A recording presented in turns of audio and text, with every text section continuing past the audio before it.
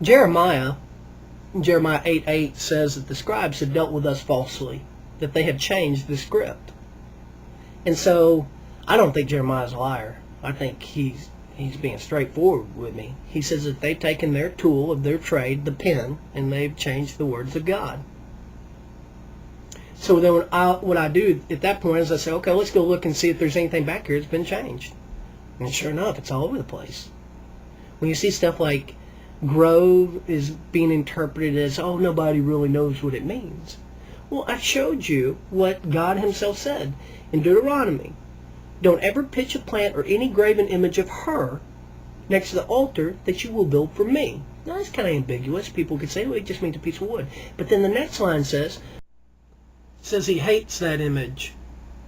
Don't ever put it next to him. He hates it. I did a video about a year ago talking about meaning manipulation within the Old Testament. That even the greatest of literary theologians didn't use any restraint when he rendered the word asherah as the word groves in the Old Testament.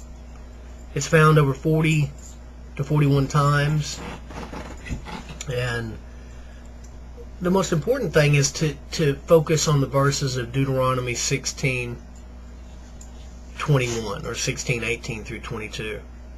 When Yahweh instructs his people very explicitly, he makes sure that you understand what the score is, that you don't ever put a pitch or a plant of asherah, of wood of any kind, next to the altar of himself, ever.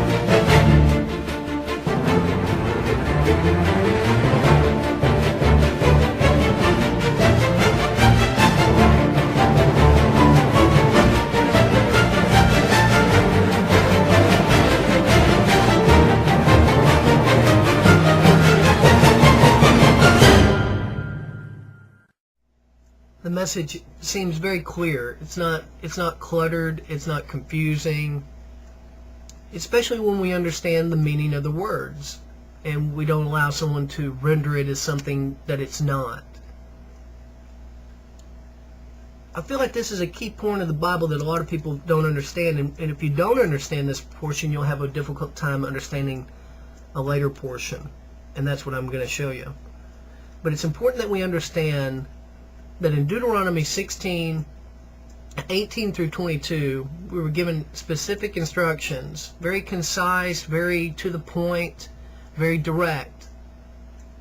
And it's going to come up again. And if we'll remember this verse as we go through the next one, the whole passage, I think you're going to see something. All right? Let's do it. So then we fast forward from Deuteronomy all the way to Isaiah 44 for the conversation to begin again. And what does he say? What the heck are you doing?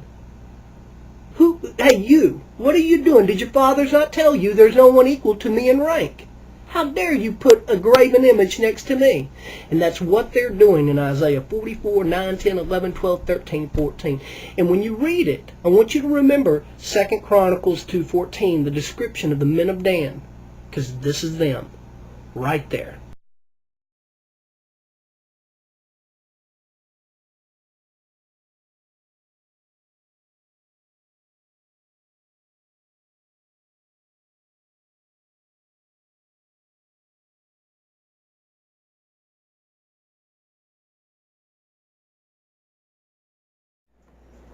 Second Chronicles 2:14 has a lot of information in it about the tribe of Dan.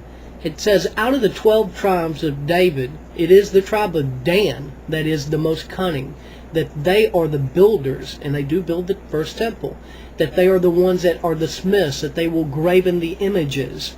This is their skill set. There's nothing that will ever be put to them that they won't be able to figure out. We're told all the way back in Genesis when Jacob sits down and he tells the 12 tribes their future. We know that Dan is the serpent. And so this should not surprise you. So when we begin to read Isaiah 44, it's important to remember, because it's not going to tell you who these men are. It's important to remember this skill set and who these people are. It's the tribe of Dan in Isaiah 44. And what they're doing is they're building an asherah.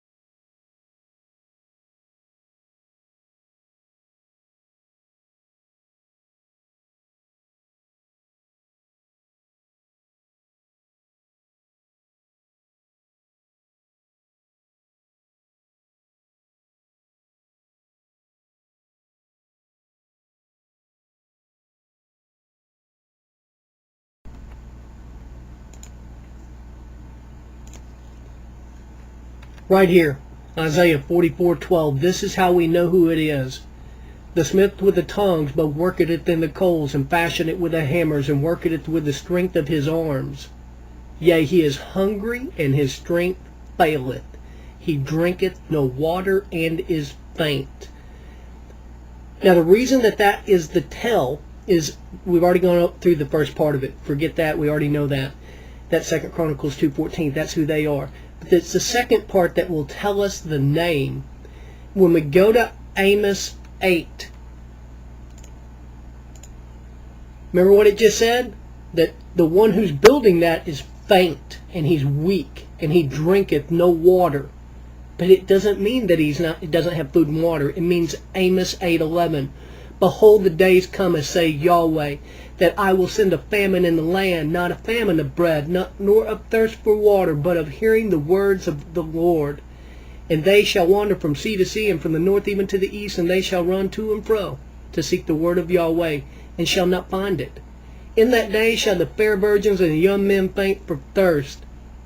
They that swear by the sin of Samaria, and say, Thy God, O Dan, liveth, and the manner of Beersheba liveth, even they shall fall and never rise up again. See, these people in Isaiah 44:12, they are the tribe of Dan, and they are weak, and they are faint. They do not have the words of Yahweh. It goes on to say,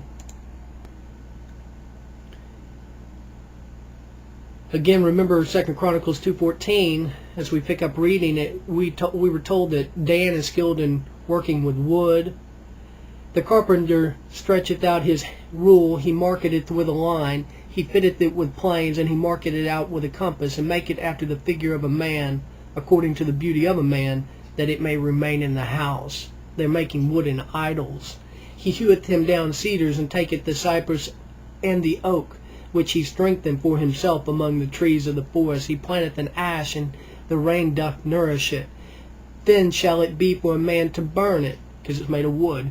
For he will take thereof and warm himself, yea, he kindleth and baketh bread, yea, he maketh an el, and worship it, and he maketh it a graven image, and falleth down thereto. He burneth part of thereof in the fire, with part thereof he eateth flesh. He's cooking with it. He's using the wood to cook. He's cut some of his same stuff that he's made his idol with, and he's made a god of. God is mocking him right here, saying, your idol, you actually use it to bake your bread. He maketh an el, and he worshipeth. He maketh it a graven image, and falleth down thereto. He burneth part thereof in the fire, which part thereof he eateth flesh. He roasteth roast, and is satisfied. Yea, he warmeth, and say, ah, I am warm, I have seen the fire. And the residue thereof he maketh an el. Even his graven image he falleth down unto it, and worship it, and prayeth unto it, and say, deliver me, for thou art my Elohim. They have not known nor understood, for he has shut their eyes that they cannot see, and their hearts that they cannot understand, and none considereth in his heart, neither is there knowledge nor understanding to say, I have burned part of it in the fire. Yea, also I have baked bread upon the coals thereof, and I have roasted flesh and eaten, and I shall make the residue there an abomination, and I shall fall down to the stalk of a tree. Do you understand what's going on in Isaiah 44?